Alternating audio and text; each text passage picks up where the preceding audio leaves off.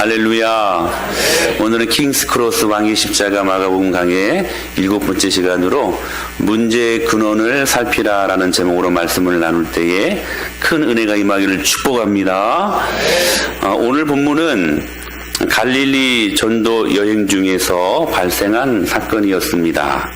예수님께서 이 시간들 동안 한 나병 환자를 만나게 되는데 우리는 먼저 이 나병이 문둥병이죠.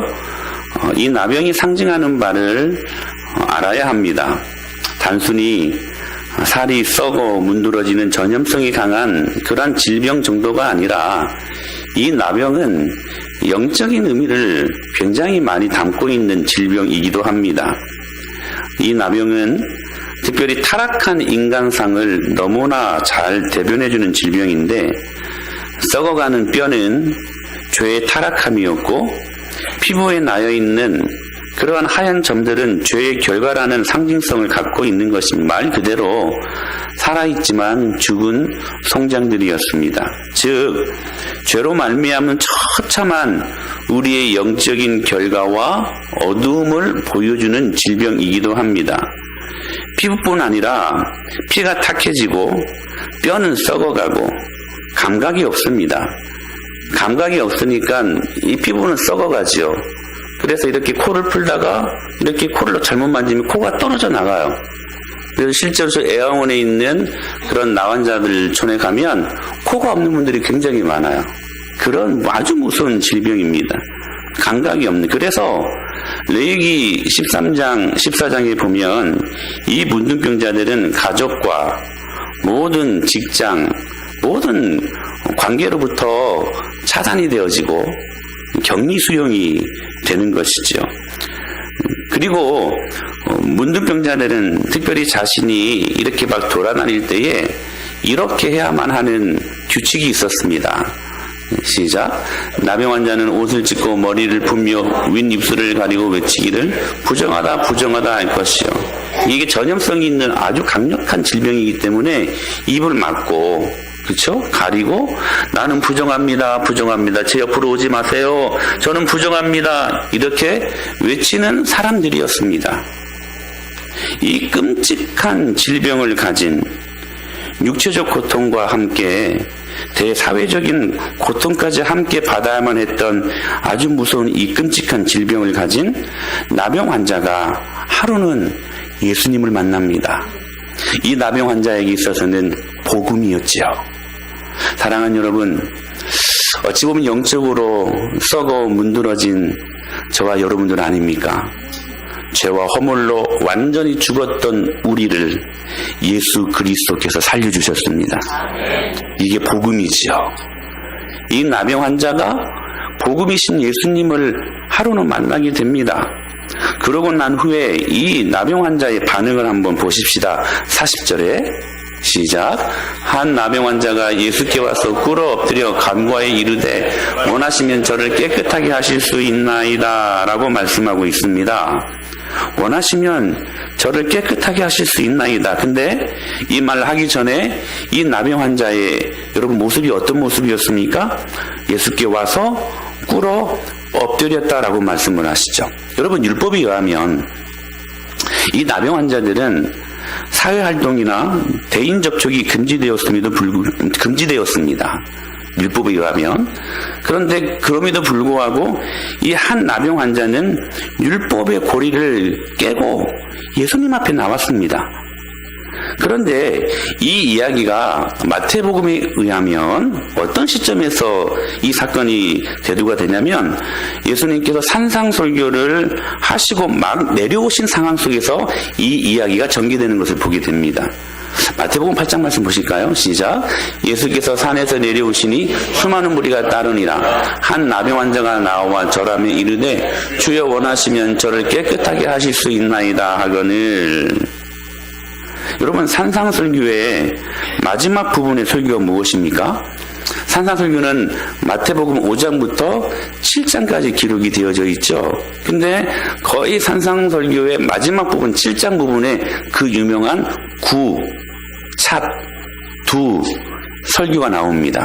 구하라, 찾아라, 문을 두드리라. 할렐루야. 굿자투. 그러면 구하게 될 것이다. 그리하면 찾게 될 것이다. 그리하면 열릴 것이다. 할렐루야. 그 유명한 굿자투 기도가 나오지 않습니까? 그런데 잘 보십시오. 수많은 무리들이 따라왔습니다. 그쵸? 근데 자, 수많은 무리들이 이 설교를 들었습니다. 그러나 정작 이 설교에 반응한 사람은 한 사람, 한 나병 환자였다라는 사실입니다. 사랑하는 여러분, 우리 모두가 이 자리에서 설교를 다 듣습니다. 그러나 어떤 사람들에게 기적이 일어나느냐? 여러분, 설교를 다 듣고 다 기적은 일어나는 것 아닌 것 같아요. 그쵸? 그렇다면 어떤 사람들에게 이 기적이 일어나는가? 반응하는 자들에게. 구하라! 찾아라! 두드려라! 예수님이 그 주옥 같은 설교를 산상에서 하셨잖아요. 수많은 무리들이 이 말씀을 들었습니다. 그런데 정작 이 한 사람, 이 한 나병 환자만이 구하였습니다. 그리고 찾고 있습니다. 자기 병을 고쳐달라고 문을 두드리고 있었다는 사실이에요. 사랑하는 여러분, 설교에 반응하십시다. 왜 우리의 삶 가운데 기쁨이 있지 못하고, 왜 우리의 삶 가운데 복음을 경험한 우리들이 역동적인 하나님의 말씀의 능력을 경험하지 못하는가? 이유는 딱 하나예요. 하나님의 은혜가 없어서가 아니에요. 여러분이 그 설교에 반응하지 않기 때문에 그래요. 순종하지 않기 때문에 그래요. 할렐루야. 여러분, 반응하십시다. 이 나병 환자는 반응했습니다. 반응했어요. 그런데 자세히 보십시오. 이 나병 환자가 예수님께 그냥 나온 게 아니었습니다. 그냥 나온 정도가 아니라 예수님께 나아가 그가 할 수 있는 최대한의 겸손과 예를 갖춥니다. 그게 뭐냐면 꿇어 엎드려 간구한 것입니다. 꿇어 엎드렸다는 말이 이 말을 땅바닥에 쳐박고라는 말이에요. 굉장히 격한 표현입니다. 납작 엎드렸다는 거예요. 자신의 모습이 보이지 않도록 할 수만 있는 대로 납작 엎드려지는 그 모습. 그렇게 예수님을 경배했습니다. 이 나병 환자는 절박한 심정으로 마치 자신의 전부를 예수께 드리기라도 하듯이 겸손한 몸가짐과 마음가짐으로 경의를 예수님께 표하고 있었다는 사실이에요.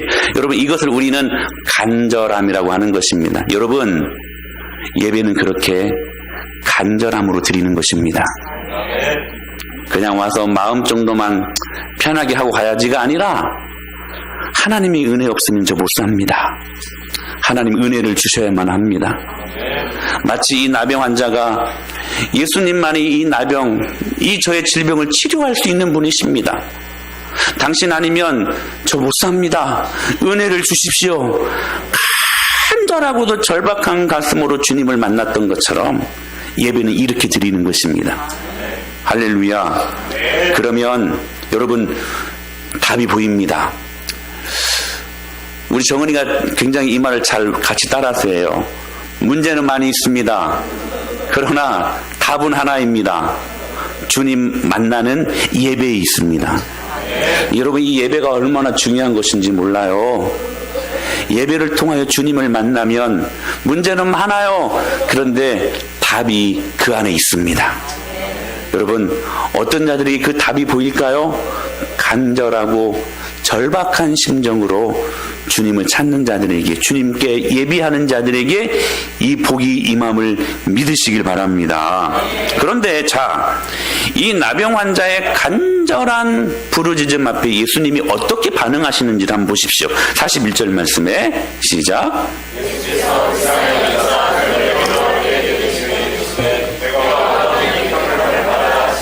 예수께서 이 나병 환자를 어떻게 보셨어요? 불쌍하게 여기심이 보셨대요.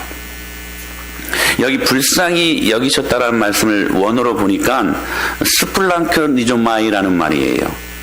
스플랑크니조마이. 그런데 참 재미있어요. 이 단어에는요, 두 가지 의미가 있대요. 두 가지 의미가. 예수님이 지금 이 두 가지 의미를 갖고 이 말씀을 하신 거예요. 오늘 우리 개혁성경에서는 불쌍히 여기셨다라고만 말하지만 또 한 가지 의미가 있는데 그 두 가지 의미를 한번 살펴보겠습니다. 첫째로, 자, 이 단어를 통해 이 나병 환자를 대하시는 주님이 두 가지 반응을 발견할 수가 있게 되는데, 첫째는 예수님이 이 나병 환자를 사랑하셨습니다. 베드로의 장모의 열병을 치료하셨던 그 예수님, 여러분, 우리 예수님은 하나님 아니십니까? 믿습니까? 그 하나님은 능력이 풍성하십니다. 절대 능력, 할렐루야. 말씀 한마디면요, 시 공간을 초월하여, 할렐루야. 그래서 우리가 오늘 여기에서 기도하면 저기 아프리카에서도 기도 응답이 돼요. 믿습니까? 시 공간을 초월하시는 주님의 응답하심이 있습니다. 그런데 오늘 본문을 보십시오. 여러분, 베드로의 장모의 열병을 그냥 치료하신 게 아니에요. 손을 잡아 일으켜 세웁니다. 터치하셨어요. 스킨십이 이루어진 거예요. 손을 잡아 일으켰던 주님의 힐링 터치가 이 나병 환자에게도 똑같이 일어납니다. 보실까요? 시작. 예수께서 불쌍히 여기사 손을 내밀어 그에게 대시며 이르시되 내가 원하노니 깨끗함을 받으라. 손을 내밀어 의도적으로 그에게 터치하셨다는 거예요. 몸을 만지셨어요. 여러분, 이 얼마나 쇼킹한 일 아닙니까? 이 나병 환자에게 있어서는 누구랑 접촉한다는 것 자체가 익숙하지 않는 일이었습니다. 어느 누구도 손을 대지 않는 것이 오히려 평생 익숙했던 이 나병 환자, 아마 자신도 예수님이 나를 고쳐줄 수 있는 능력이 있다는 것을 알고 있었고 믿었지만, 그래서 예수님께 나아간 것 아닙니까? 그런데 설마 예수님이 자신의 몸을 터치하리라고는 생각조차 못한 거예요. 그런데 예수님께서 그를 일부러 손을 내밀어 만지셨습니다. 터치하셨습니다. 깨끗하게 하신 후에 아이고 한번 보자, 얼마큼 잘 치료가 됐는가, 만지신 게 아니라 만지시면서 가라사대, 만지시면서 치료를 명하신 것입니다. 할렐루야. 여러분, 말씀 한마디로 얼마든지 거리를 두고 치료가 가능한 분 아닙니까? 그러나 일부러 손을 내밀어 온 몸이 문둥병으로 하얗게 붙어있는, 고름으로 진물 나고 있는, 손을 내밀어 그 문둥병자를 지금 그렇게 진물 나고 있는 몸을 만지셨다는 사실입니다. 만지시는 순간, 내가 원하노니 깨끗함을 받으라고 치료하시는 그 순간, 피부를 덮고 있었던 더러운 질병들, 고름이 나고 냄새가 나서 코를 붙잡아야만 했던 그 고약한 질병을 주님이 만지시는 순간에 모든 관점들이 사라지고, 할렐루야, 아기 살과 같이 부드러운 살로 변하는 그 기적의 순간을 나병 환자가 경험하고 있었다는 사실입니다. 여러분, 역사적인 팩트입니다. 실제로 있었던 일입니다. 오늘 이 말씀을 왜 우리에게 하실까요? 여러분, 이 나병 환자에게도 임했던 그 하나님의 놀라운 기적의 축복이 오늘 우리에게도 임한다는 사실이에요. 여러분, 믿으십시다. 할렐루야.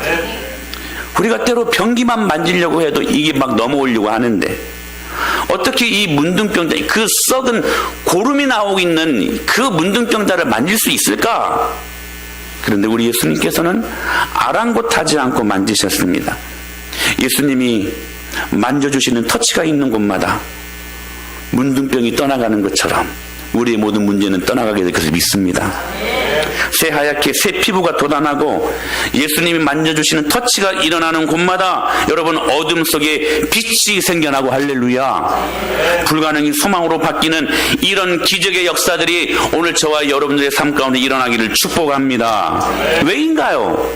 왜 몸을 만지시면서, 왜 터치하시면서 이 하나님의 기적을 보이셨을까요? 여러분, 기억하십시오. 예수님의 사랑의 마음이 이 나병 환자에게 임한 것입니다. 왜 이 나병 환자를 고치셨는가? 예수님이 사랑하셨기 때문이라는 거예요. 여러분, 왜 여러분의 문제를 주님이 해결해 주십니까? 여러분을 사랑하셔서. 여러분, 예수님이 왜 우리를 위하여 십자가에 못 박혀 죽으셨습니까? 그래서 그 십자가로 말미암아 죽었던 우리를 왜 살리셨습니까? 뿐만 아니라 우리가 필요한 모든 것들을 채우시고, 오늘 또 왜 주님께서 자세하게 때로는 세밀하게, 때로는 정밀하게, 때로는 완벽하게 주님께서 우리를 왜 인도하십니까? 저와 여러분을 사랑하시기 때문에 그렇습니다. 하나님이 세상을 이처럼 사랑하사. 여러분, 그러므로 많은 문제가 있을 수 있고 그 문제 때문에 아플 수 있습니다. 그 문제 때문에, 그 상처 때문에 힘들 수 있습니다. 그러나 여러분, 그게 다가 아닙니다. 여러분 기억하십시오. 그 문제 때문에, 그 과거의 상처 때문에 아픈 것이 아닙니다. 오늘 현재 그 하나님의 사랑이 내 안에 있지 않기 때문에.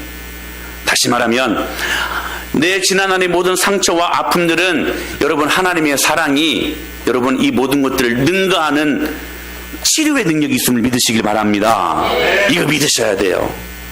하나님의 사랑에는 이것들을 능가하는 능력이 있습니다. 그러므로 오늘 내가 현재적으로 주님의 사랑을 경험하는 그 순간 이 모든 아픔들은 사라질 수 있다는 것이, 주님이 이 나병 환자를 사랑하셨습니다. 두 번째로 이 스플랑크니조마이라는 말에는 이런 의미가 있습니다. 분노하다, 분하게 여기다라는 말이 있어요. 즉 지금 예수님은 이 나병 환자를 보시면서 분하게 여기셨다는 거예요. 좀 말이 앞뒤가 안 맞죠? 나병 환자를 보고 분하게 여기신 그 예수님, 왜 나병 환자를 보고 분하게 여기셨을까? 방금만 해도 불쌍히 여기셨다, 사랑하셔가지고 그 막 흐르고 있는 그 썩어가고 있는 진물을 만지시면서 지금 고쳐주셨는데, 손까지 대시면서 내가 원하노니 깨끗함을 받으라고 방금 전까지 말씀하셨는데 앞뒤가 안 맞는 것 같아요. 그렇게 사랑으로 이 나병 환자를 품으신 예수님 갑자기 분노하셨대요. 분하게 여기셨대요. 바로 여기 예수님의 사랑과 그리고 공의가 공존하게 됨을 볼 수 있습니다. 예수님은 사실 진짜로 나병 환자를 사랑하셨습니다. 그러나 이 나병 환자를 괴롭히는 이 더러운 질병의 원인이 마귀라는 사실을 알고 있었습니다. 그래서 나병 환자는 사랑하셨지만, 그러나 그 질병을 제공하는 악한 원수 마귀 사단을 향하여 지금 분하게 여기셨다고 말씀하시는 것입니다. 여러분, 예수님이 왜 이 땅에 오셨습니까? 명확합니다. 시작.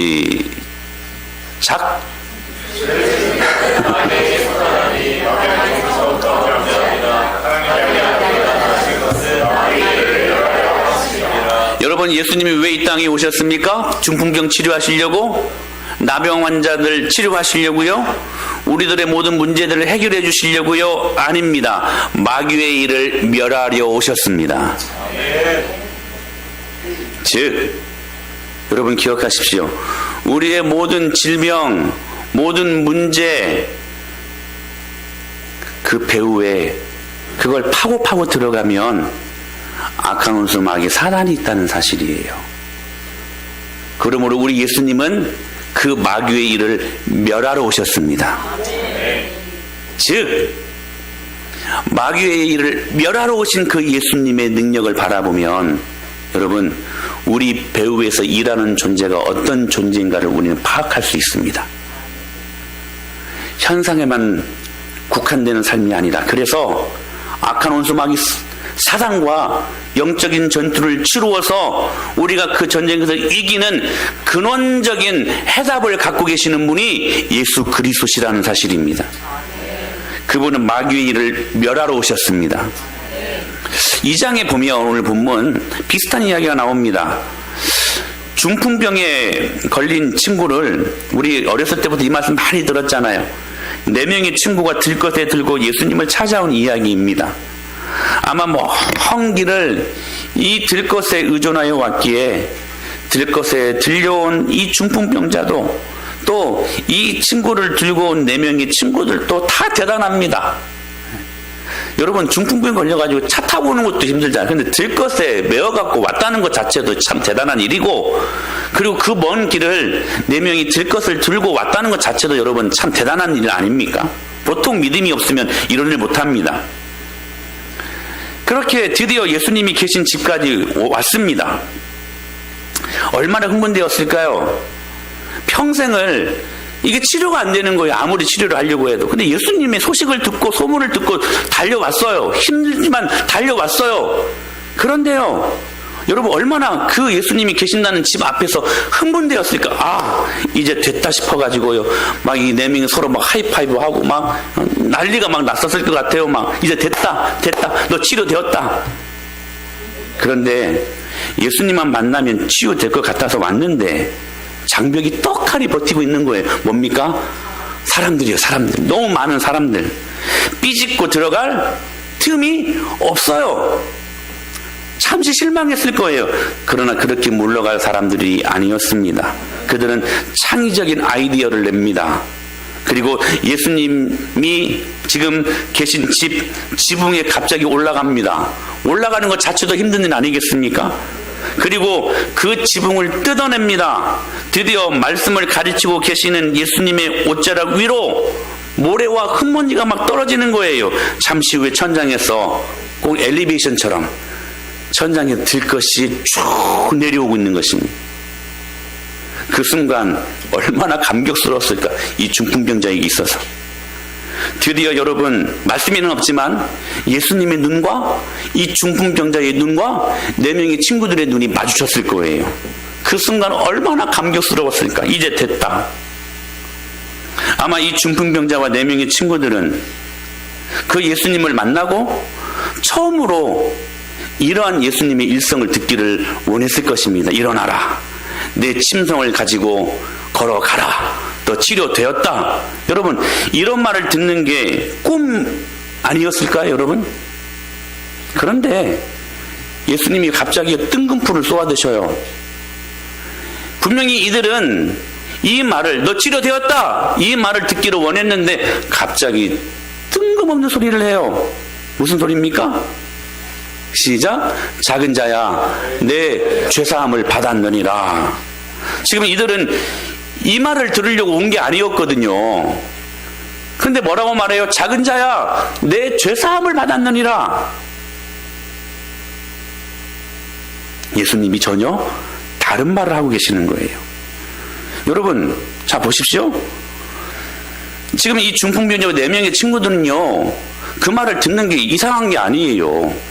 만약에 지금 당장 사업을 하는데 돈이 모자라가지고 지금 당장 어디에 돈을 갚아야 되는데 딱 1,000만 원이 모자란 거예요. 1,000만 원이. 그 예수님께 갔어요. 그러면 이 사람은 예수님께 무슨 말 듣기를 원할까요? 1,000만 원 여기 있다, 가져가라, 이 말 듣기를 원하지 않았을까요? 그런데 갑자기 뜬금포가 쏘아지는 거예요. 내 죄사함을 받았느니. 얼마나 싱거워요. 여러분, 그러지 않습니까? 내가 직장 구하는 것 때문에 예수님께 나아갔어요. 하나님, 저 직장이 필요해요. 직장 주세요. 그러면 그 사람은 예수님께 무슨 말씀을 듣기를 원합니까? 그래, 어디 국민건강보험공단에 들어가라. 우리 김성은 집사님이 이윤희가 이 말 찌어다. 지금 기도하고 있거든요. 지금 공부하고 있고. 이런 말 듣기를 원하는 건 아닙니다. 근데 갑자기 예수님이 하시는 말씀이 뭐냐면, 네 죄사함을 받았느니. 무슨 밑도 끝도 없는 뜬금포야 이게. 침상을 들고 가서 너 치료되었다, 이 말을 듣기를 원했는데 갑자기 내 죄사함을 받았느니라, 이 말씀을 하시는 거예요. 이 말씀이 무엇을 의미하는 것일까? C.S. 루이스가 이런 말을 합니다. 자, 사람이 자신에게 저질러진 잘못을 용서하는 거야 누구나 이해할 수 있다. 당신이 내 발을 밟으면 내가 당신을 용서한다. 당신이 내 돈을 훔쳤으면 내가 당신을 용서한다는 말은 타당하다.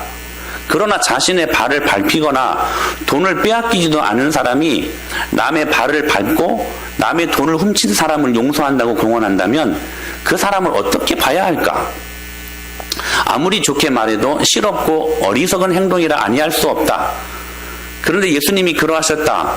그분은 사람들에게 죄가 용서되었다고 하셨고 그 죄 때문에 명백히 피해를 입은 사람들의 생각은 물어보신 바 없다. 마치 자신이 핵심 관련자인 양, 모든 죄의 1차적 피해인 양 서슴없이 행동하셨다. 이것은 그분이 정말 하나님일 때만 할 수 있는 행동이시다. 아주 탁월한 코멘트를 합니다. 무슨 말이냐면,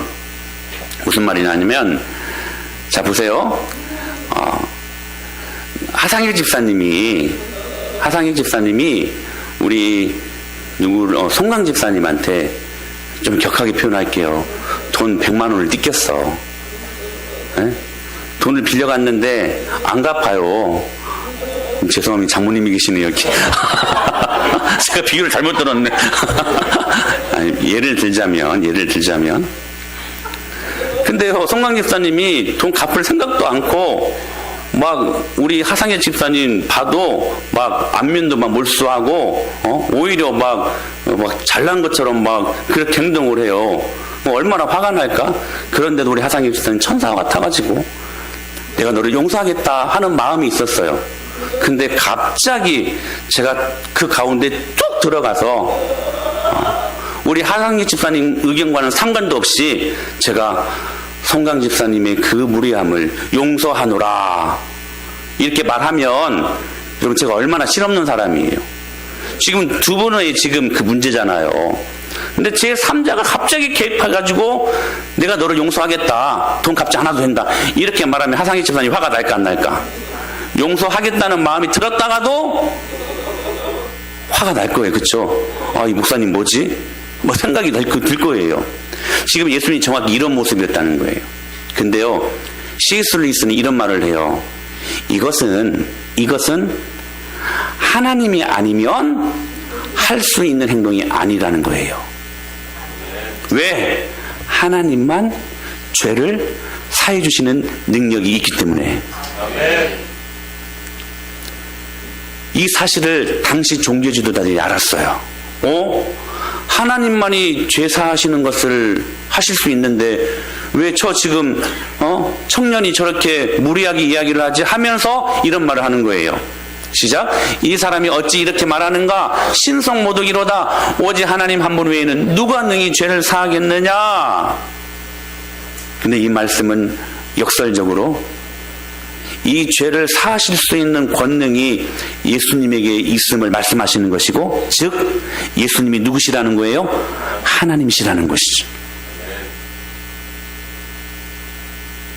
자, 보십시오. 이 사건도 예수님의 사랑으로 중풍병자를 치료하신 사건입니다. 그분의 사랑, 스플랑크 니조마이.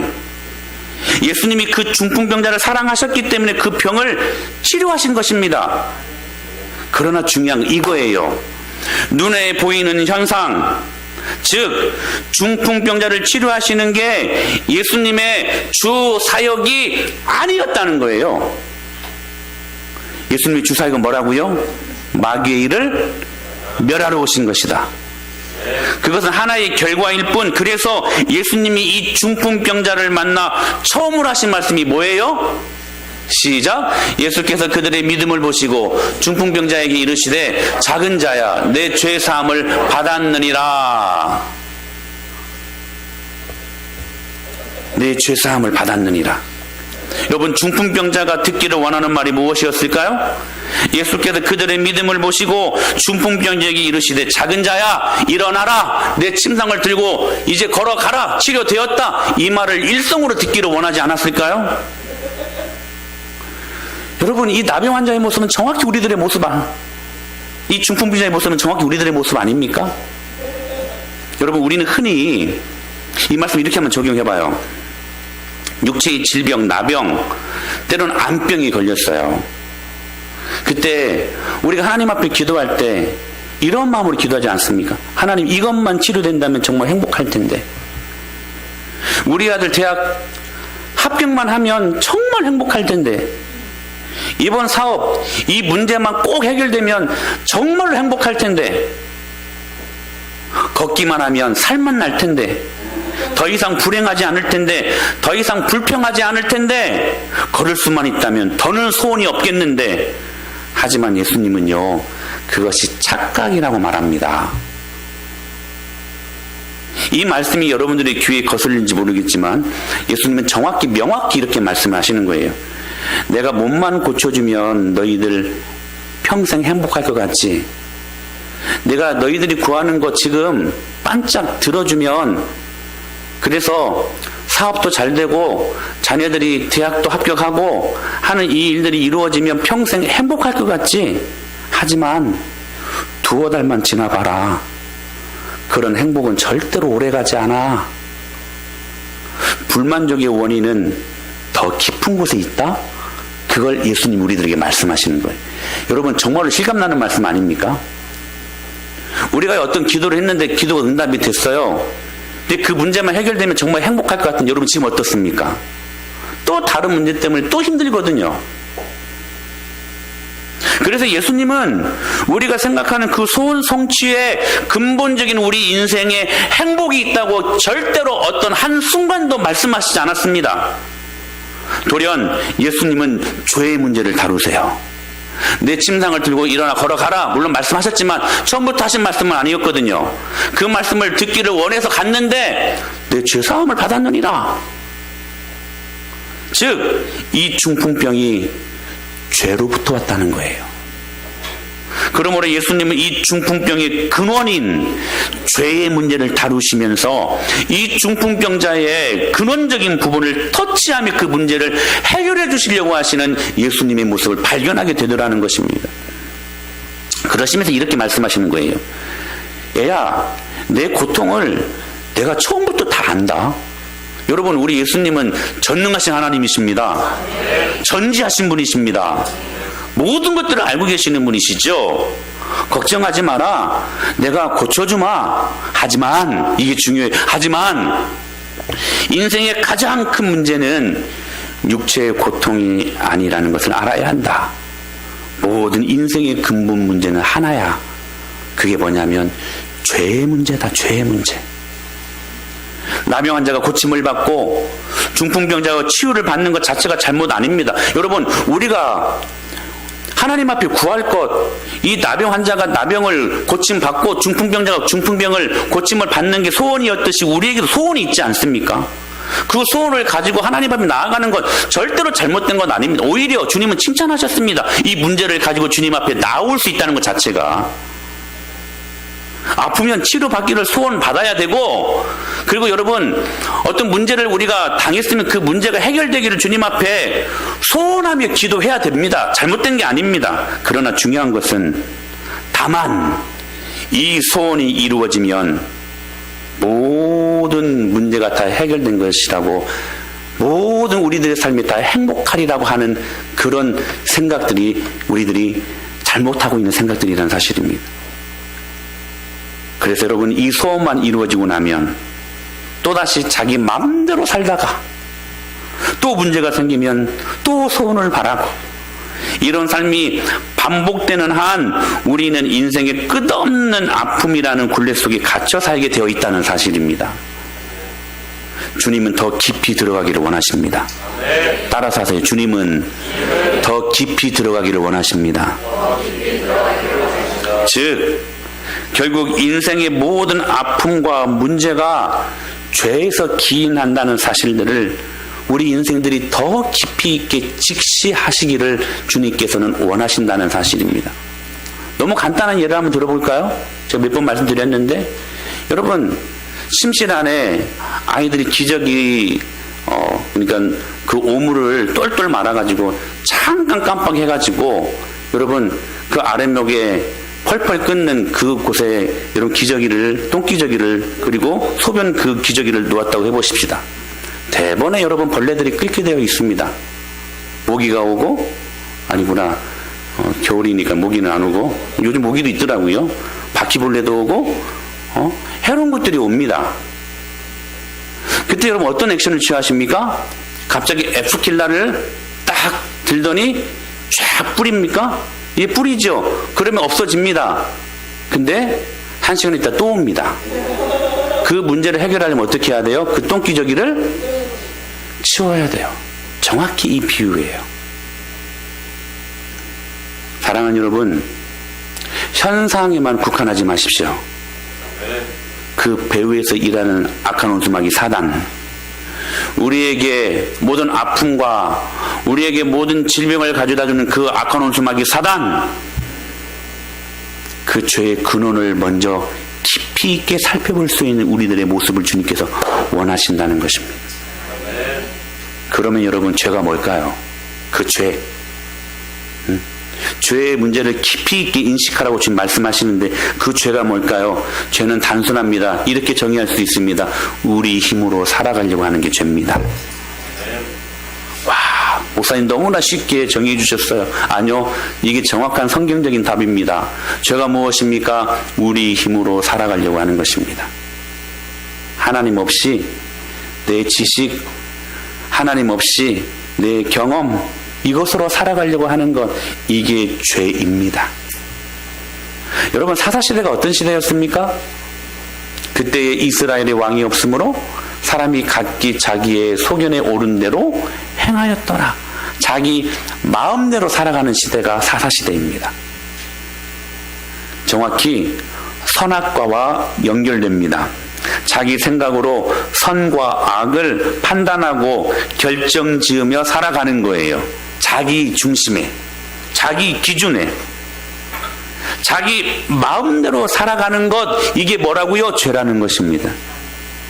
내 뜻대로, 내 고집대로 하고 싶은 것, 이게 뭐라고요? 이게 죄라는 거예요. 말씀 중심, 예수님 중심, 교회 중심으로 살아가야 되는데 이게 아니에요. 모든 가치 기준이 자기 자신에게 있어요. 그래서 이 사람들의 신은 뭔지 아세요? 배입니다. 저희의 신은 배요. 자기 만족, 자기만 배부르면 돼요. 자기가 볼 때에 자기가 오르면 그게 하나님이야. 그게 선이야.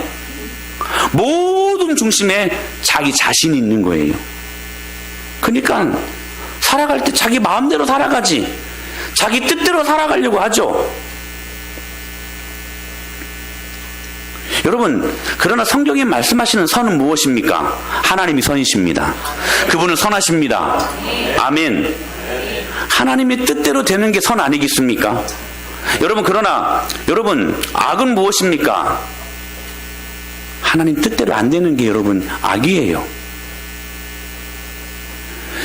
우리가 지금 살고 있는 시대가 포스트 모더니즘 시대입니다. 후기 현대주의 시대를 살고 있는데, 여러분, 그런 우리에게 선이란 절대 선의 개념이 아닌 것 같습니다.